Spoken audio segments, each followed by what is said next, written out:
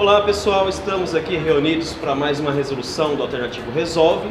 Para hoje escolhemos o exercício número 5 da lista B017.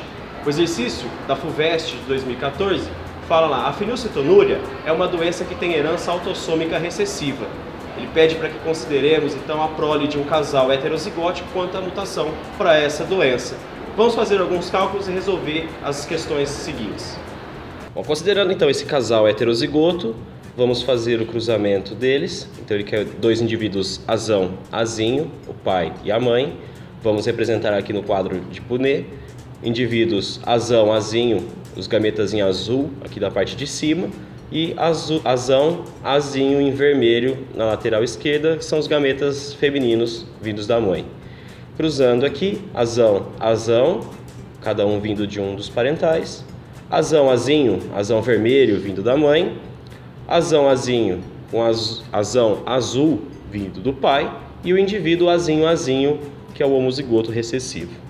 Bom, desse cruzamento nós temos a seguinte proporção genotípica: 1/4 de indivíduos azão, azão, 2/4 de indivíduos azão, azinho, também pode ser representado como meio, e 1/4 de indivíduos azinho, azinho, genótipo azinho, azinho recessivo. Na questão A, ele pede para que calculemos então qual a probabilidade de o genótipo da primeira criança ser igual ao dos genitores. Qual é o genótipo dos genitores? Heterozigoto, azão, azinho. Então o que ele quer é que a gente indique qual a probabilidade do indivíduo que nasce desse cruzamento ser azão, azinho.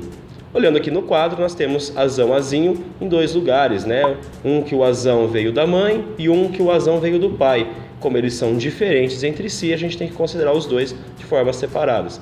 Calculando aqui, ele vai ter a probabilidade de ser 1/4 azão, azinho, mais 1/4 de ser azão, azinho, que está grifado ali no quadro para vocês. Fazendo essa conta, dá 2/4, simplificando, meio. Então a resposta da A é meio, 50% de probabilidade. Na questão B, ele pede qual a probabilidade das duas primeiras crianças apresentarem a fenilcetonúria. Então ele quer que uma criança nasça com a doença e a segunda também nasça com a doença. Neste caso, nós temos lá que a probabilidade de nascer com a doença é de 1/4. Como eu quero que as duas probabilidades sejam combinadas, então eu vou multiplicar 1/4 vezes 1/4. Isso dá a probabilidade de 1/16. Essa é a probabilidade das duas primeiras crianças terem a doença obrigatoriamente. Alternativa B, respondida. Vamos para C agora. Se as duas primeiras crianças forem meninos que têm a doença, qual a probabilidade de uma terceira criança ser uma menina e saudável? Bom, os dois primeiros já nasceram, então a gente não precisa calcular a probabilidade dos nascimentos desses dois primeiros meninos aí, dessas duas primeiras crianças. A gente só vai se ater então à probabilidade de ser uma menina e normal, saudável, né? Então, uma menina saudável, ela tem que ter pelo menos um alelo azão. O outro alelo pode ser azão ou azinho. Então representamos ali azão, traço. A probabilidade dela ser menina é de meio. Ou ela é menina ou ela é menino. Então 50%. E eu vou combinar a probabilidade dela ser normal. Então ela pode ser normal homozigota, azão, azão, ou ela pode ser normal heterozigota, azão, azinho, que dá para nós, como está representado ali no quadro, 3/4.